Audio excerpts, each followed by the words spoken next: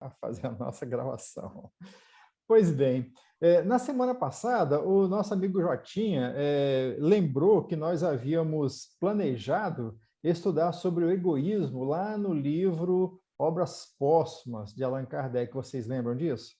Então, hoje, nós vamos fazer exatamente isso. Nós vamos nos voltar, né, para o livro Obras Póstumas, e aí nós vamos estudar um pouco mais sobre essa necessidade fundamental de todos nós, que é o entendimento, né, do que seja esse egoísmo, como que ele está inserido em nossa existência, como nós estamos inseridos dentro dele, e as causas, as consequências e o que fazer, né, para a gente poder começar o trabalho de nos colocarmos em condições de superá-lo aos poucos, né? Então, com a permissão de vocês, nós vamos aqui compartilhar, então, a nossa telinha, né? E aqui nós vamos, então, lá no livro Obras Póstumas, deixa eu só tirar aqui, porque essa coisinha que está aqui, ela está exatamente em cima do local do acesso ao livro. Está aqui. Então, aqui nós estamos vendo no livro Obras Póstumas o capítulo O Egoísmo e o Orgulho, né? E aí, no primeiro item que Allan Kardec escreveu, é exatamente a respeito das suas causas, seus efeitos e os meios de destruí-los. Na verdade, é o subtítulo da lição, né? Quais são as causas do egoísmo e do orgulho, quais são os efeitos deles e os meios de destruí-lo. Eu lembro, para todos nós, que quando a gente está vendo Allan Kardec escrevendo, nós estamos vendo um espírito superior de altíssima hierarquia espiritual escrevendo. Não é alguém que resolveu escrever sobre o tema sem nenhum tipo de domínio sobre ele, né? É alguém que, em tudo o que escreveu na doutrina espírita, escreveu porque vivenciou tudo aquilo, né? Então, assim, é interessante a gente ter essa abordagem, porque não são simplesmente afirmativas de cunho teórico, né? Cunho, assim, como nós estamos habituados a fazer nos nossos aprendizados aqui da Terra, ok? E, mais uma vez, lembro também a todos, né? Sintam-se à vontade para perguntar, para questionar, para duvidar, para criticar, do jeito que acharem que seja necessário. Não precisa de fazer nada, é só começar a falar que a gente para, né? E depois a gente volta. Então, vamos ao entendimento do egoísmo e do orgulho. E assim nos ensina o nosso mestre Lyonês. É bem sabido que a maior parte das misérias da vida tem origem no egoísmo dos homens. É uma afirmativa e Allan Kardec deixa claro, é bem sabido, ou seja, é de domínio quase que geral esse conceito de que as misérias da vida têm origem no egoísmo dos homens. Desde que cada um pensa em si antes de pensar nos outros e cogita, antes de tudo, de satisfazer aos seus desejos, cada um naturalmente cuida de proporcionar a si mesmo essa satisfação a todo custo e sacrifica sem escrúpulos os interesses alheios.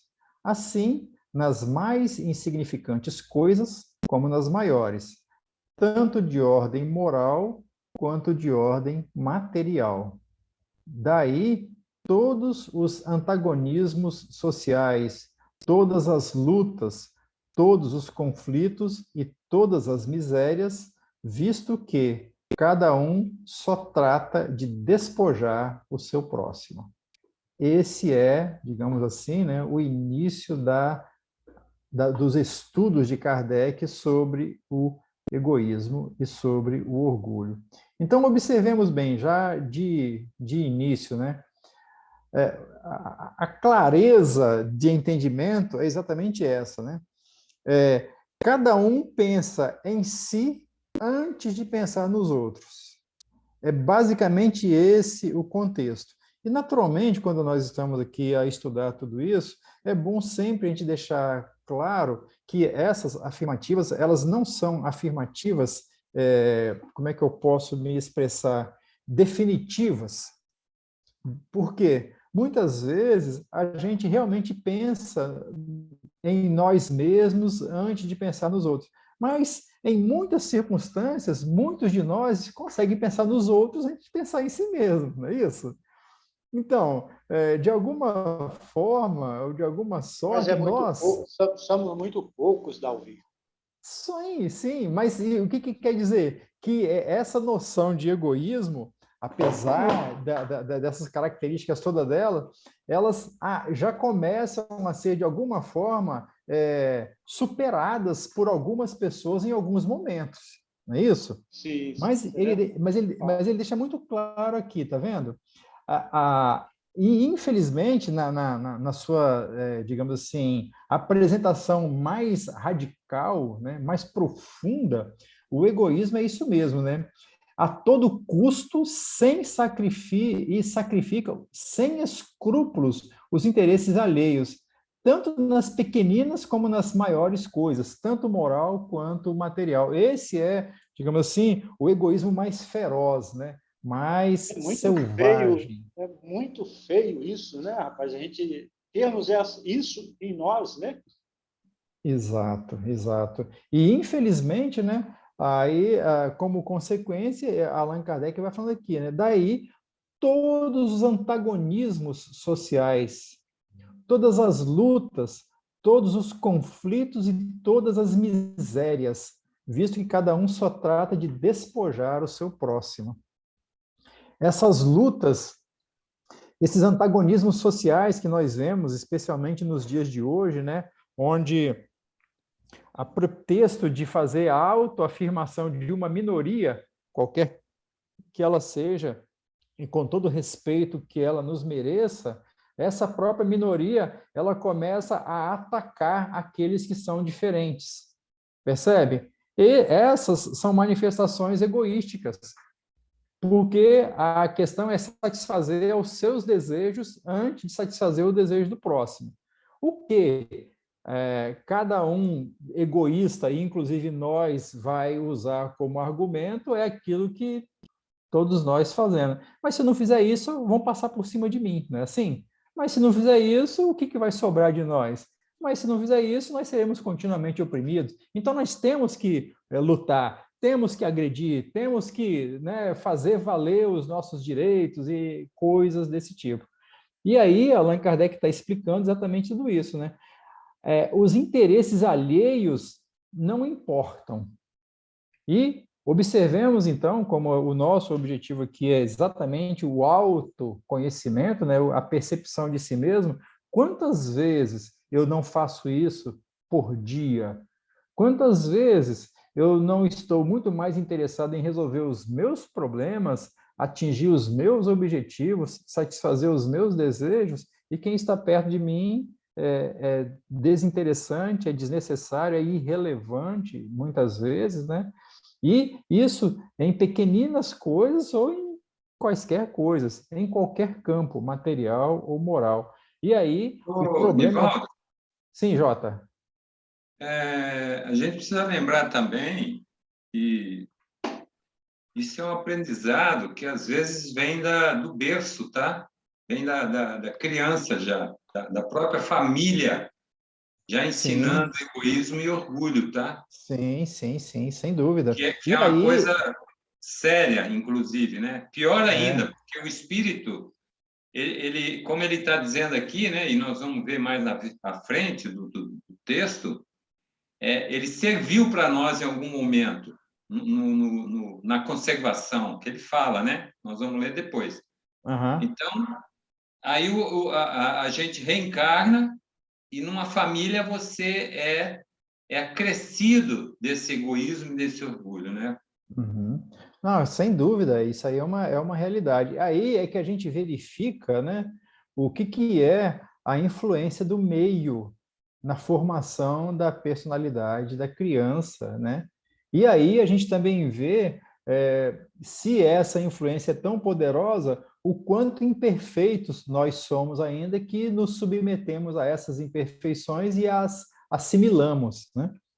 Espíritos como foi o Chico, como é o Divaldo, como foram muitos outros, até muitos anônimos, né, que reencarnaram em ambientes dessa mesma característica e não se deixaram levar. Ao invés, né, alteraram o meio em função das suas próprias características espirituais. Daí a gente vê a distância espiritual, né, a inteligência, como a gente estava vendo agora, né, a essência moral de cada um, como é totalmente diversa da maioria de todos nós. E isso aí também, né, explica... É o que vai colocando para a gente aí, como o nosso querido falou aí. É interessante porque a gente vai aprendendo desde berço e no contexto geral também. Você vê hoje em dia, eu não tenho nada contra, nem devo ter, mas você pega essas ONG, defender um animal, defender o preto, um índio, o que for, mas eles olham em causa própria, acabam olhando em causa própria. Se eu tivesse a ONG, eu ia defender o que eu pudesse, não abraçar só um. Acaba sendo egoísmo, inclusive, das pessoas que estão à frente, porque, no monte de sentido, quer aparecer, quer fazer-se ver, e os outros não existem, não? E os outros? Um bêbado que está ali, um cachaceiro, tinha que ter uma ONG para eles também. Eu digo assim, eu acho que as pessoas que estão à frente dessas coisas, apartamento, teria que ampliar mais a visão deles, para tentar ajudar mais grupos, seja ele qual lado, de qual tipo seja, eu fosse, né? Interessante. Exatamente. E aí, quando a gente olha muito os contextos sociais, a gente vai identificando aos poucos essas características, né? Aqui no nosso caso é voltar para nós mesmos e verificar o quanto eu sou assim, né? O quanto cada um de nós que está aqui é assim, né? E o que nós precisamos de fazer para não tentar despojar cada um, né? Como e outra coisa, eu às vou falar vezes aí, faz. eu abracei a causa espírita justamente por não ver os componentes que trabalham nela, participam, sentar o pau em nenhuma outra agremiação, religião, pelo contrário. Mas todas as outras religiões senta o pau tanto no espiritismo, ou uma para outra e pau. Os espíritas geralmente não são assim. Sabe do entendimento deles lá e procuram entender. Então, eu acho isso maravilhoso. É verdade. E o que mostra o tamanho da responsabilidade que cabe a nós, né?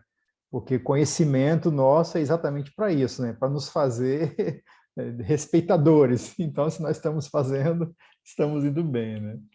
Aqui Allan Kardec, então, continua dizendo, né? O egoísmo, por sua vez, se origina do orgulho.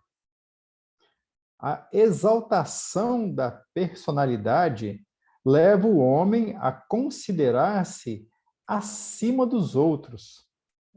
Exaltação da personalidade.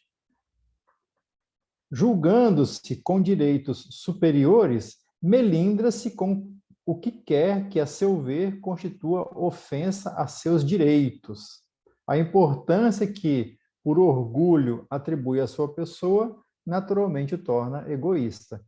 Então, a raiz de tudo, né, como nós estamos vendo aqui, é o orgulho que faz com que cada um de nós, né, eu e você aí, cada um de nós, se sinta de alguma forma com direitos e atribuímos a nós mesmos uma importância que não é real.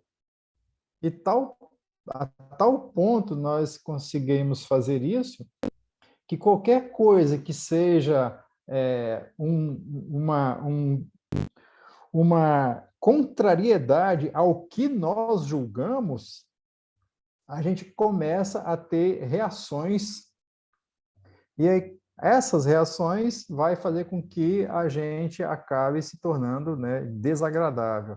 Mas é exatamente isso aí, né? Porque por orgulho a gente se atribui isso, a gente vai se tornando egoísta, porque vai querer, até por orgulho, que tudo venha na nossa direção e que nós tenhamos sempre as melhores, né, coisas, em detrimento de quem quer que seja, né? Lembrando Inclusive, que isso já está tudo interno na gente.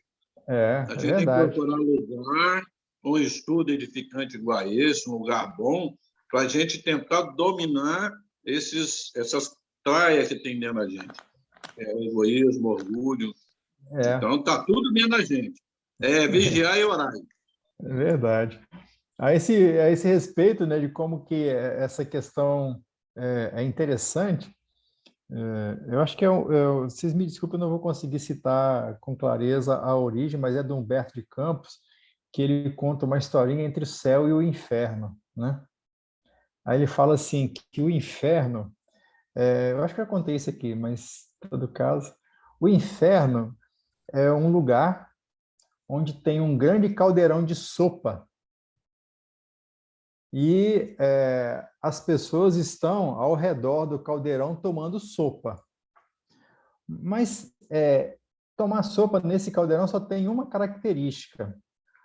A colher, ela é do tamanho do diâmetro do caldeirão. Então, no inferno, cada um, porque acha que tem direitos superiores aos outros, porque quer ser o primeiro em tudo, ele vai querer tomar a sopa com a sua colher. Aí, uma colher bate na outra, né? Aquele monte de cabo, tal, e vira um inferno. E o que acontece? Ninguém toma sopa, todo mundo briga e nada funciona. Esse é o inferno. O céu é a mesma coisa. É um caldeirão com sopa, com todo mundo ao redor do caldeirão com a mesma colher, com uma única diferença. A pessoa pega a colher de sopa e dá na boca do que está lá do outro lado. E quem está lá do outro lado pega a colher de sopa, enche e dá para você que está do lado de cá. Qual é a diferença? A pessoa ela está procurando satisfazer o interesse do outro antes do seu. Ninguém briga, ninguém faz nada, todo mundo se alimenta e todo mundo é feliz. Essa é a grande realidade do mundo onde nós vivemos. Como Allan Kardec acabou de falar, os conflitos, as lutas, né, as rivalidades, tudo mais, deriva somente desse princípio. Eu não quero atender ao outro, eu não quero ajudar ao outro, eu não quero servir ao outro, eu quero eu primeiro. Só que todos os que estão ao meu redor estão pensando exatamente do mesmo jeito. Eu não quero ajudar o outro, eu não quero servir o outro, é eu primeiro. E nesse negócio de eu primeiro, a colher de sopa vai bater na outra e ninguém vai tomar sopa. Ou seja, eu nunca vou me satisfazer. Eu nunca vou conseguir ser o primeiro, apesar de lutar por isso o tempo todo e todo mundo lutar por isso. Por quê? Porque criamos uma atmosfera energética, psíquica, mental e espiritual completamente destrutiva. Aí, quem consegue abstrair desse contexto e consegue servir desinteressadamente ao outro, ele abriu mão da luta. Se torna alguém meio que diferente de todos os outros, porque ele não está mais lutando, ele está servindo. Aí os que continuarem egoístas vão querer usurpar esse que está servindo. Não é assim que funciona? Essa é a luta material, esse é o campo de luta material. É por isso que a realidade espiritual ela encontra tanta barreira para ser afirmada, inclusive conosco, espíritas. Porque nós podemos, muitas vezes, aprender a fazer esse serviço entre nós, dentro da casa espírita. Saímos da casa espírita, voltamos ao nosso padrão habitual, mental mais baixo, e essa dificuldade ela volta a acontecer. Daí a necessidade imensa, como a gente viu lá na pergunta 913, lá do Livro dos Espíritos, né? A necessidade imensa de cada um voltar para si mesmo e combater em si essas mazelas, né? Essas dificuldades, essas imperfeições, para que a gente poder subir espiritualmente. E nesse contexto é importante a gente lembrar também uma coisa fundamental, gente. Quando o mestre esteve aqui conosco, quando os seus discípulos deram sequência, depois surgiram né, todos os mártires na sequência do cristianismo, todos foram dizimados pela força humana. Então, o esforço de não ser egoísta, de não ser orgulhoso, é uma afronta muito grande ao poder material. Qualquer um que queira fazer isso vai ser destruído. Mas lembra do que o mestre falou, né? Tem ânimo porque eu venci o mundo. Então, essa afirmativa de o mestre ter vencido o mundo não é uma afirmativa de vencer o mundo no processo material do planeta. Não é isso? Tanto que o mestre venceu o mundo, mas o que aconteceu? Foi sacrificado materialmente. Mas venceu, porque não se deixou levar pelas mesmas noções de egoísmo e de orgulho de todos aqueles que o perseguiram. Então, Chico, Divaldo e tantos outros, ao vivenciarem aqui no mundo material esse desprendimento, eles passam a ser alvos daqueles que ainda não conseguimos superar essa etapa. Mas eles mostram, né, o que é o caminho. E aí, Allan Kardec vai explicar agora para nós aquilo que o nosso amigo Jotinha estava lembrando agora há pouco, né?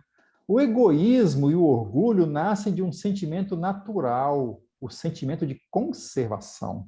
Todos os instintos têm sua razão de ser e sua utilidade, porquanto Deus nada pode ter feito inútil. Então, isso é importante a gente ter como certeza, né? Na sequência do nosso aprendizado, o egoísmo e o orgulho foram importantes para nós, porque eram ações instintivas de sobrevivência, de conservação, né? Materialmente falando, era isso. Ele não criou o mal. O homem é quem o produz, abusando dos dons de Deus em virtude do seu livre-arbítrio. Lá no livro O Consolador, ao ser perguntado sobre o mal, Emmanuel responde que a lei de Deus ela é divina e perfeita, né? E o Pai nos dá a oportunidade de desenvolvermos-nos através do exercício do livre-arbítrio. Quando, pelo livre-arbítrio, nós privilegiamos o egoísmo e o orgulho, nós começamos a traçar ações indébitas, ações contrárias à lei de Deus. Aí Allan Kardec fala, percebe? E como é perfeita consonância com o que Allan Kardec escreveu aqui, olha. Deus não criou o mal, o homem é quem o produz, abusando dos dons de Deus. Essa é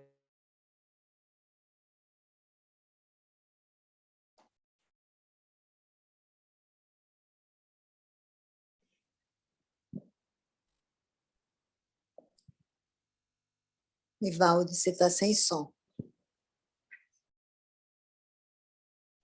Eu também não ouvi, não. A internet dele deve estar um pouco oscilante.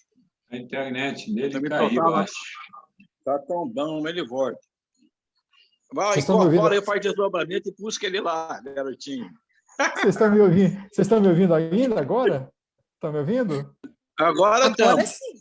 Vocês estão me Você ouvindo? papa- É que aqui é Parou novamente. Orlando. Oh, que benção. Bom, vocês não estão me ouvindo? Está meio Eu vou- oscilante, sim. porque a sua internet deve estar um pouco oscilante. não está um pouco, não, está muito. Estamos, mas tem hora que está pausado. É. Bom, vamos aqui, então, deixa eu só encontrar aqui. Ctrl E. Eu estou escutando nitidamente. O mal, eu acho que é isso. Deixa eu procurar aqui. Localizar. O mal. Vibrações do bem e do mal. O bem e o mal. Acho que é isso. É lá na pergunta 200 e tanto. Aqui. Estão me ouvindo? Então, sim, agora Alô? Então tá. estamos Aqui, ouvindo. nós estamos falando aqui agora do homem ter criado o mal. Lembram disso? Aqui no livro Consolador, a pergunta é a seguinte. Pergunta 135. Se o determinismo divino é o do bem, quem criou o mal? A resposta é: o determinismo, Emmanuel falando, né? O determinismo divino se constitui de uma só lei, que é a do amor para a comunidade universal. Essa é a lei de Deus, lei de amor, né? Todavia, confiando em si mesmo mais do que em Deus, o homem transforma a sua fragilidade em foco de ações contrárias a essa mesma lei, efetuando desse modo uma intervenção indébita na harmonia divina. Eis o mal. Está claro isso? Então, olha só, aqui nós vemos Allan Kardec discorrendo sobre esse instinto de conservação, porque Deus nos deu isso. Mas a noção do mal é exatamente a noção de eu confio mais em mim do que na lei de Deus. Eu vou agir conforme eu quero.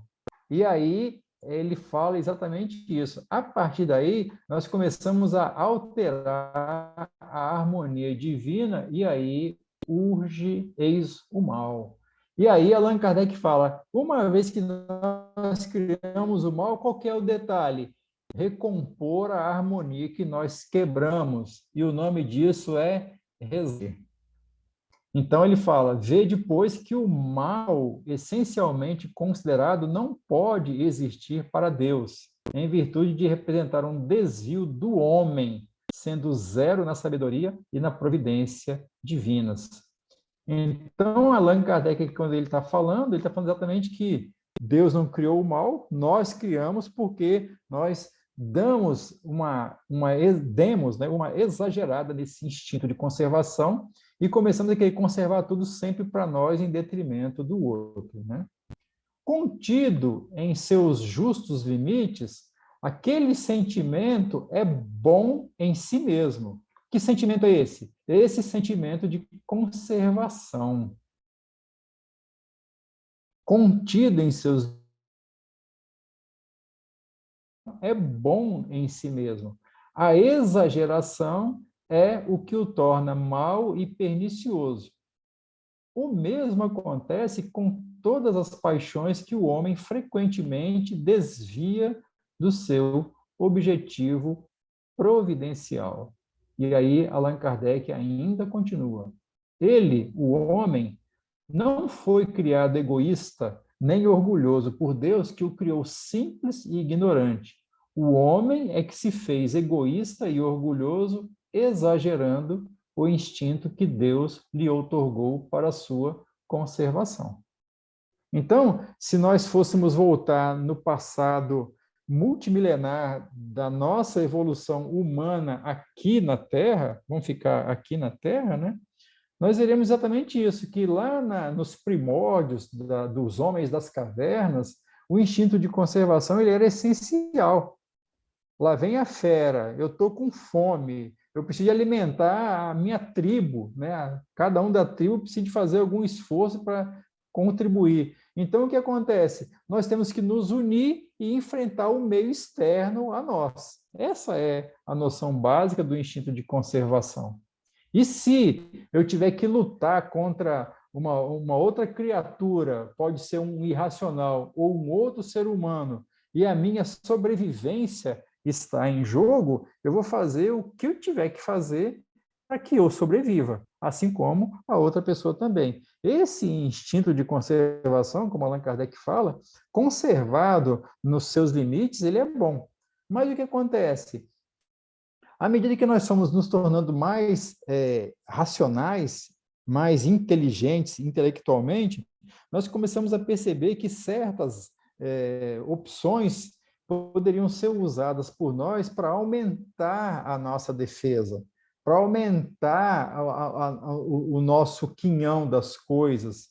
E aí nós começamos a acumular mais do que devia, e aí começa a questão do egoísmo, em detrimento dos outros.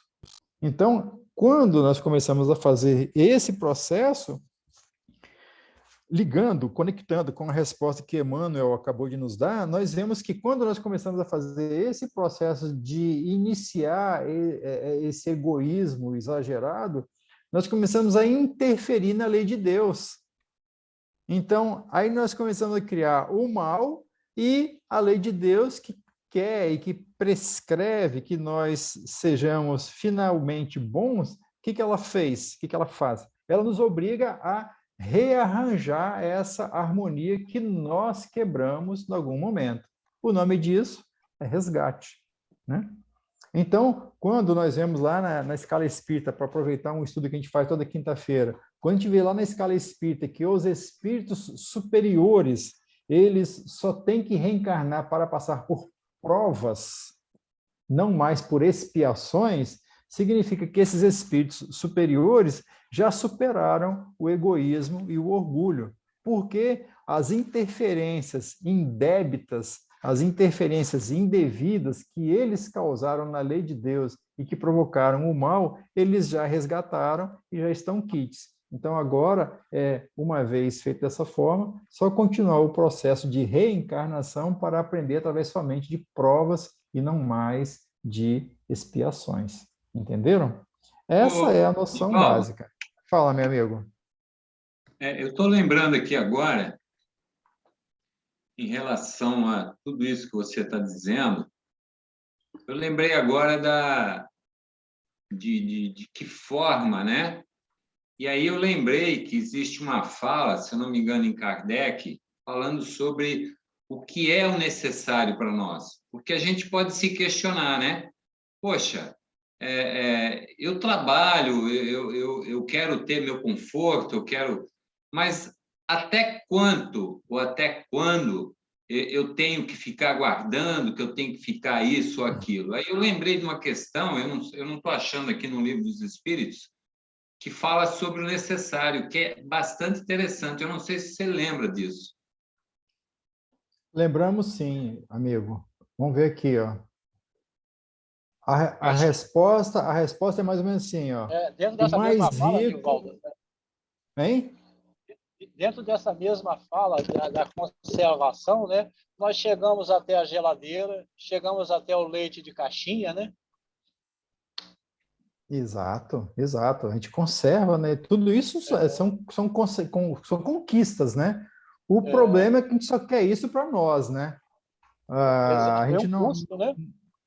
a gente não aprendeu a dividir. E olha, pessoal, uma coisa importante nisso aí é que por esse exagero de egoísmo e de orgulho, nós passamos a ter uma doencinha chamada depressão. A depressão, basicamente, lógico que eu não sou médico, não tenho nenhum conhecimento, a gente só está falando que a gente ouve, né, os benfeitores orientando, né? Boa parte dos processos depressivos, eles seriam curados se a gente se abrisse para servir ao próximo.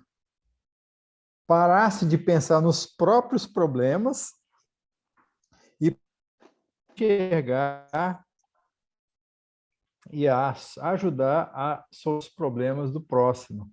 Olha só, é exatamente a noção de superação de egoísmo e de orgulho que nós ainda não aprendemos de vez, né? Mas a sua pergunta, Jotinha, é essa aqui, olha. A resposta é 926, ó. Criando novas necessidades, a civilização não constitui uma fonte de novas aflições? Os males deste mundo estão na razão das necessidades factícias, quer dizer, necessidades, como é que eu posso dizer, fictícias, né, que vós criais. Há muitos desenganos se poupa nesta vida aquele que sabe restringir seus desejos e olha sem inveja para o que esteja acima de si. O que menos necessidades tem, esse o mais rico. Essa é a noção de superação do egoísmo e do orgulho, né? Quando eu conseguir restringir as minhas necessidades e os meus desejos, eu estou simplesmente me libertando de uma série de buscas irrelevantes para a minha alma. E se eu consigo fazer isso, é exatamente isso, né? Eu vou reduzir cada vez mais as minhas necessidades. Aqueles exemplos que em várias mensagens espíritas a gente já viu, né, os nossos benfeitores falando. Para que você quer ter 2 camas, 3 camas, se quando dormir você vai dormir em uma só? Para que você quer ter 3 carros, 4 carros, 5 carros, se quando você for dirigir, você vai dirigir num carro só? Percebe? Então, assim, essa questão de restringir desejos, essa questão de minimizar as questões de uso nosso, elas começam a ser importantíssimas exatamente porque vão mostrando o nosso esforço em superar, pelo menos minimamente, essas noções de egoísmo, né, e de orgulho. Dalmi, E aí, tem algum lugar escrito que todos nós temos mais do que merecemos? sim, com Porque aí já certeza está a tem. resposta, né? Já estaria uma resposta, que nenhum de nós teríamos a capacidade de saber o que é normal para nós, o que é excesso, o que não é. Nós estamos longe disso, porque todos nós estamos tendo muito mais do que merecemos, do que poderíamos ter, e nunca vão ter quem tem um pouquinho que seja, para ele é muito, ele poderia ter até menos. Então, Isso. essa colocação é fantástica. E aí, na sequência aqui, olha, os espíritos ainda falam, e eles estão falando, não estão falando para os outros, né? Estão falando para mim, para você. Olha só, invejais os gozos dos que vos parecem os felizes do mundo. Muita gente é assim, se eu fosse tão rico quanto fulano, se eu fosse tão bela quanto ciclana, se eu morasse naquela casa maravilhosa, né? Assim, é inveja que a gente tem do que parece ser felicidade nesse mundo. Olha só a sequência. Sabeis, porventura, o que lhes está reservado? Se os seus gozos são todos pessoais, pertencem eles ao número dos egoístas. O reverso, então, virá. Qual que é o reverso de quem tem muito? É não ter nada. Aí, os espíritos falam, deveis de preferência lastimá-los, porque se o gozo é completamente material, é completamente destituído de qualquer tipo de solidariedade, né? Gozos todos pessoais, é só o gozo do egoísmo. Aí o reverso virá, e qual é o reverso, pessoal? É uma próxima reencarnação de misérias. Aí a gente vê, é curioso isso. Aí a gente vê um miserável que às vezes vem nos pedir auxílio, né? E nós devemos auxiliá-lo porque estamos aqui aprendendo exatamente a nos desvencilhar de tudo isso, né? Mas a gente vê um miserável pedindo auxílio e ele demonstra em si mesmo um orgulho imenso. Sabe como? Uma imposição imensa, porque às vezes é isso. Que no passado teve tudo, usou mal, e aí, pela própria questão da lei de causa e efeito, tem que reencarnar, né? De alguma forma. E aí continua ainda, ó, Deus algumas vezes permite que o mal prospere, mas a sua felicidade não é de causar inveja, porque com lágrimas amargas apagará. Quando um justo é infeliz, isso representa uma prova que lhe será levada em conta se suportar com coragem. Lembrai-vos dessas palavras de Jesus: bem-aventurados os que sofrem, porque serão consolados. Então, todo o esforço nosso em fazer algum tipo de superação de egoísmo e de orgulho vai trazer para nós exatamente isso, uma provação. Mas olha só o alerta dos espíritos, que nós devemos suportar com coragem. Então, não ser egoísta requer coragem moral. Requer, como a gente costumava falar antigamente, tutano. Só que no caso é tutano espiritual, né? Tem que ter muita raça para se tornar menos egoísta e suportar equilibradamente em si mesmo os desafios que isso vai trazer. Isso é um desafio muito grande. Percebe como o processo evolutivo ele vai se tornando extremamente claro para nós, só porque nós estamos aqui nesse contexto de tentar não ser tão orgulhoso e tentar o nosso comportamento à lei divina. Isso é realmente um desafio, né, extremamente gigantesco. E aí ele fala, olha, não podem os homens ser felizes se não viverem em paz, se não os animar um sentimento de benevolência, de indulgência e de condescendência recíprocas. Numa palavra, enquanto procurarem esmagar-se uns aos outros, né? Ou seja, e a gente superar essa etapa, e hoje nós vemos o nosso planeta nesse conflito mais atual aí, lá na Ucrânia, né? É exatamente isso. Não tem sentimento de benevolência, não tem sentimento de indulgência, não tem condescendência nenhuma. Então, a observação é isso, né? Não podemos ser felizes se a gente procurar se esmagar uns aos outros. Não tem felicidade, não tem paz, não tem alegria, não tem nada. E os Espíritos estão aqui falando exatamente isso para nós, né? A caridade e a fraternidade resumem todas as condições e todos os deveres sociais. Uma e outra, quer dizer, a caridade e a fraternidade, porém, pressupõem a abnegação. Ora, a abnegação é incompatível com o egoísmo e o orgulho. Logo, com esses vícios, não é possível a verdadeira fraternidade, nem, por conseguinte, igualdade, nem liberdade, dado que o egoísta e o orgulhoso querem tudo para si. Então, a prática da abnegação, o que é abnegação? Vamos lá, vamos começar do começo. O que é abnegação, pessoal? Porque a gente tem que entender as palavras, né? Ele está falando assim, olha, Lival, a abnegação... Lival, Oi, só uma observação. fala, amigo. Eu tenho duas a fazer, só um instante. Uhum. Só completando aí, na questão 917, os Espíritos falam o seguinte: o egoísmo se enfraquecerá à proporção que a vida moral for predominando sobre a vida material. Então, Ok.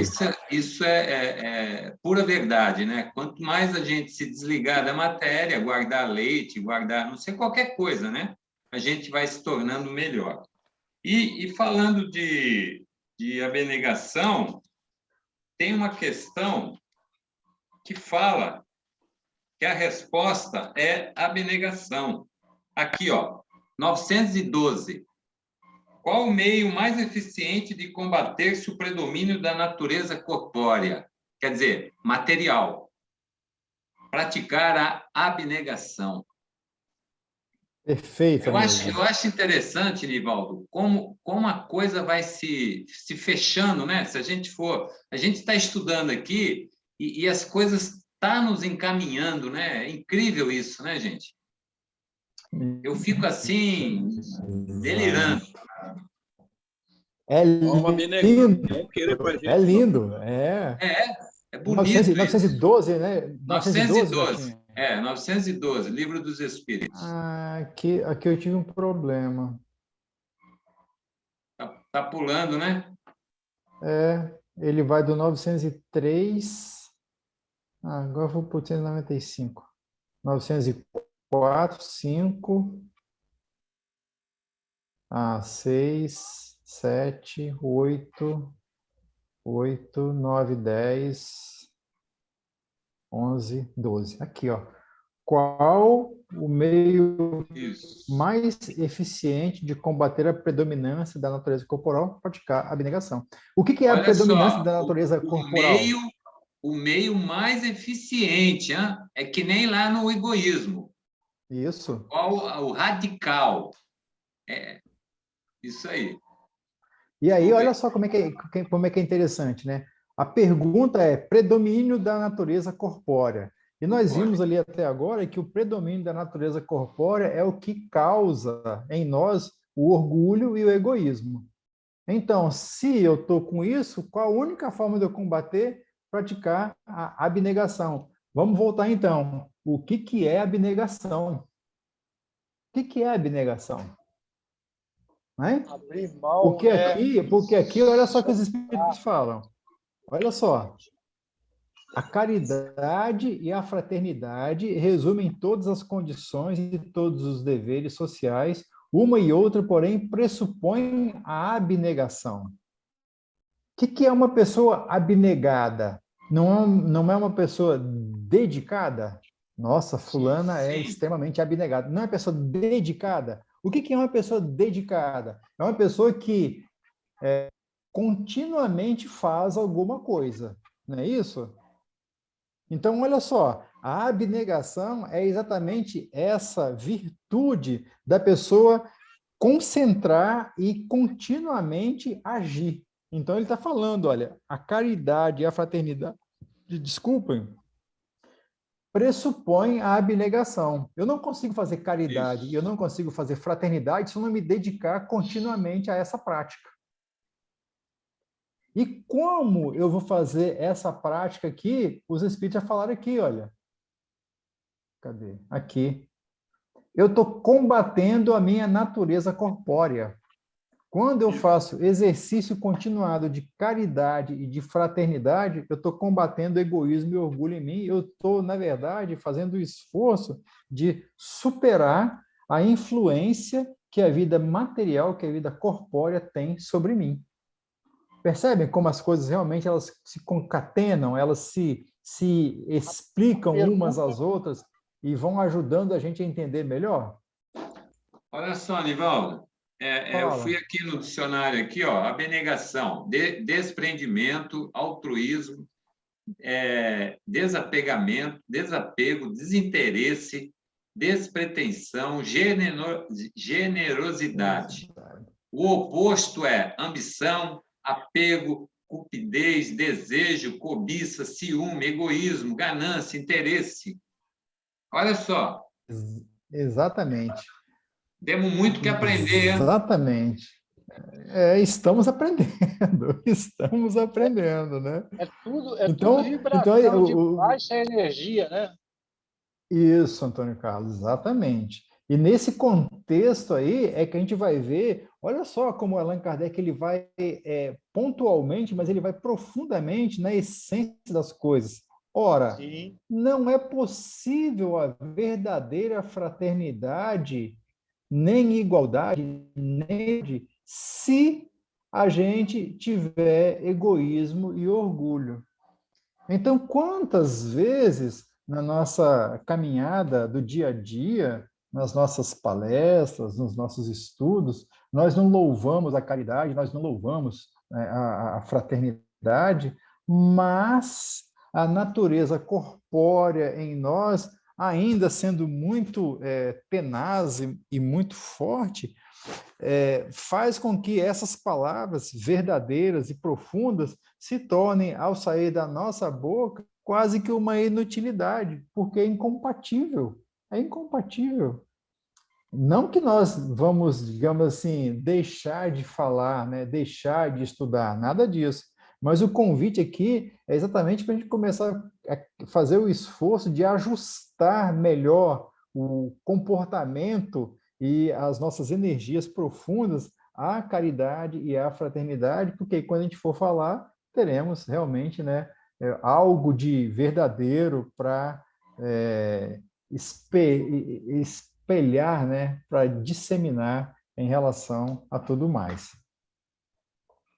Então, continuando ainda, o egoísta e o orgulhoso serão sempre os vermes roedores de todas as instituições progressivas. O egoísta e o orgulhoso. Olha só. Enquanto os egoístas e os orgulhosos dominarem, ruirão aos seus golpes os mais generosos sistemas sociais, os mais sabiamente combinados. Então, quando nós vemos aqui no nosso planeta, né, aqui no nosso país, ou tão próximo de nós, as mais belas ideias, as mais belas, os mais belos interesses, os mais profundos, né, sendo tornados, manipulados e destruídos, né, como ele fala aqui, né, são os vermes roedores das instituições. Enquanto eles, o egoísta e o orgulhoso, dominarem essas instituições, elas vão sendo destruídas juntamente. Percebem? Então, aqui já vemos, né, uma análise social de como que o egoísmo e como que o orgulho, eles destroem as instituições. Por quê? Porque são egoístas e orgulhosos aqueles que, às vezes, as dominam e, como ele fala, vermes roedores. Allan Kardec não deixou dúvida com relação ao que nós somos quando nós nos propomos a destruir por orgulho e por egoísmo qualquer coisa, né? Então, olha só, é belo, sem dúvida, proclamar-se o reinado da fraternidade, mas para que fazê-lo se uma causa destrutiva existe? É edificar em terreno movediço. O mesmo fora decretar a saúde numa região malsã. Em tal região, para que os homens passem bem, não bastará se mandem médicos, pois que estes morrerão como os outros, porque a região é pestilencial. Insta a destruir as causas da insalubridade. E aí ele fala, na sequência, por comparação, né? Para que os homens, nós, possamos viver na terra como irmãos, não basta se lhes deem lições de moral, a palavra, né? Importa destruir as causas de antagonismos, atacar a raiz do mal, o orgulho e o egoísmo. Essa é a noção essencial para todos nós, enquanto estamos aqui, né, nesse aprendizado no planeta Terra. Sem isso, nós estaremos aí, digamos, fadados a manter em nós mesmos essa digamos assim, falsa aparência de evolução, de moralidade, de coisa certa, de coisa séria, de coisa justa, se em nós ainda estiver sendo dirigido. Opa, Antônio Carlos, seu microfone aí deu uma chiada aí. O egoísmo e o orgulho, percebem? Então, assim, o que a doutrina espírita está falando para nós? Está falando o seguinte, olha, você deve saber sobre fraternidade, você deve saber sobre caridade, você deve conhecer o egoísmo, você deve saber sobre o orgulho. Agora, não se iluda de que, se você falar que aqui tem caridade e tem fraternidade, se no seu coração tem egoísmo, esquece que não é verdade, né? Acho que foi na semana passada que a gente falou sobre isso, né? A gente pega e reza, né? Faz prece pedindo paz lá para a Ucrânia, não é isso? Pedindo paz lá para a região da conflagração de guerra, né? Aí quando você está passando na rua e o carro joga lama em cima de você, você xinga o motorista, não é isso? Ora, que paz que você quer para a Rússia se você não tem paz dentro de você? Essa que é a realidade. É isso que a gente acabou de ler aqui agora, em outras palavras, Kardec falando para nós. De que adianta falar de fraternidade, de caridade, se dentro do meu coração não tem isso? Ah, mas é importante falar. Não, é importante falar para enganar os outros? Percebe? Essas que são as verdades cruéis, as verdades cruas, vou falar dessa forma, né, que a doutrina espírita coloca para todos nós. Então, antes de mais nada, o grande convite é para que cada um de nós, no seu coração, comece a fazer exatamente esse esforço de se autodominar, de se autoconhecer e de começar a fazer o trabalho de autossuperar-se. Somente dessa forma a gente vai ter um pouco mais de, digamos assim, de contribuição verdadeira para que o mundo seja melhor. A gente costuma sempre falar isso também, né? O único mundo que você muda é o seu mundo interior. Você não muda mais nada, nem menos nada do que o seu mundo interior. Para que você consiga mudar o seu mundo interior, só tem um agente, você, e só tem um alvo, você. Então, a partir do momento que eu consigo fazer isso, o meu mundo está mudando. Ah, tem guerra lá, tem inflação, a gasolina subiu, a política está um caos. Pouco importa tudo isso. Pouco importa tudo isso. Ah, agora você não dá mais nenhum tipo de atenção para o que te cerca no meio social. Eu sei o que está acontecendo, mas eu estou muito mais preocupado em o meu íntimo, ser melhor, percebe? Então, se cada um de nós for fazer isso, imagina a quantidade de contribuições, de equilíbrio, de pacificação, né? De tranquilidade, nós estamos emitindo porque estamos trabalhando dentro de nós mesmos. Então, é uma outra forma de mudar o mundo, é a forma verdadeira, é mudar o seu mundo. Se nós estamos aqui em 9, se nós 9, cada um no seu canto, fizer esse pequeno esforço, são 9 pequenas energias vibrando já num padrão. E como uma música do Roberto Carlos antiga falava, né, que ele viu um menino cantando, e daí a pouco eram 10 meninos cantando, crianças cantando uma música de paz, daí a pouco eram milhões. É assim que funciona o processo de transformação espiritual. É cada um se transformando espiritualmente e essas pequenas energias elas começam a fazer efeito nas proximidades da gente. Pode demorar 1 ano, pode demorar uma reencarnação, pode demorar 10 reencarnações, mas esse é o processo de disseminação do bem verdadeiro e não de palavras, né? Lá no livro Agenda Cristã, de vez em quando a gente lembra disso também, né? O André Luiz fala, ele orienta e alerta para nós exatamente nesse contexto que nós vimos aqui agora. Ele fala bem assim, a virtude não é uma voz que fala, é um poder que irradia. Ora, o poder que irradia, ele só é poder porque ele irradia de cada um que faz a sua virtude para os outros, e não a minha voz falando sobre virtude, que é completamente diferente. Para voltar no conceito de paz na Rússia, na Ucrânia, eu posso falar, a minha voz irradiar, né? A minha voz falar de paz, mas o meu coração irradiar conflito. De que adianta eu falar de paz se a irradiação, a minha energia não é de paz?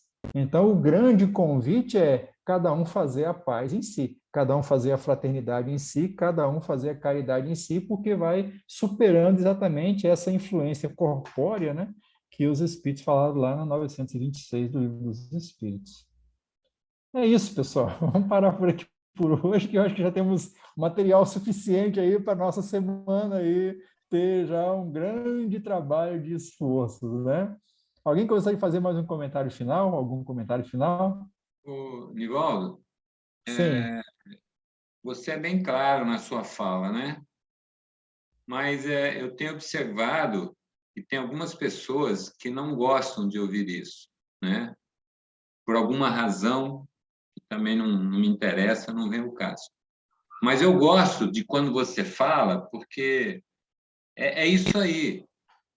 A doutrina espírita é isso, é clara. Quando a gente começa a estudar, a gente começa a ver, achar os caminhos, porque vai nos mostrando, né? Kardec fez isso, né? Uma questão ali, outra questão lá, obras póstumas, né? Aí você vai ligando tudo isso. Então, é aquela história, mas nem todo mundo, principalmente na casa espírita, né? Eu não vou dizer o nome, mas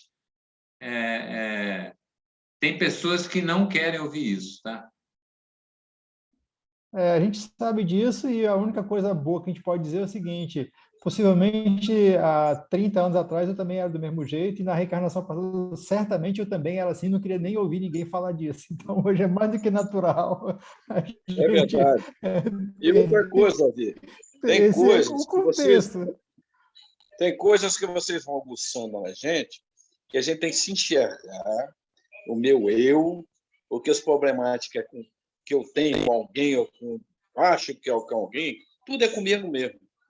Se vocês, nas suas falas, vocês fazem a gente fazer uma introspecção interna, para que nós façamos a limpeza, a peneirada, e aprendemos a lidar com tudo de ruim que a gente está vendo para poder melhorar e olhar de uma forma melhor. Não tem problema em ninguém, o problema é com a gente. E tem gente que não gosta de saber que o problema é ela com ela. Você acha que tá até já vai direto para o céu. Infelizmente, assim uma hora vai escutar igual você escutou, igual eu estou escutando. É assim mesmo. Gisele, boa noite. Você queria falar alguma coisa também?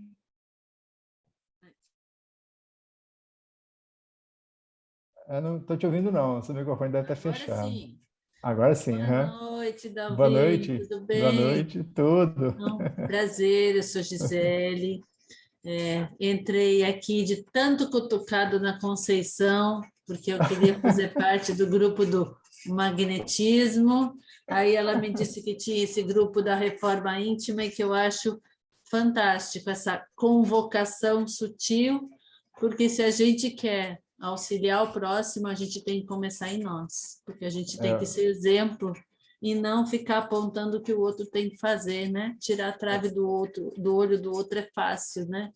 E a nossa no espelho, né? Então, eu gostei muito aí do trabalho de vocês, achei muito legal. E estamos aí para a gente começar os treinamentos práticos. É isso aí. Muito obrigado pela presença e pela fala. Muito obrigado mesmo. Mais alguém, pessoal? E se não, então, nós vamos encerrar a nossa reunião, né?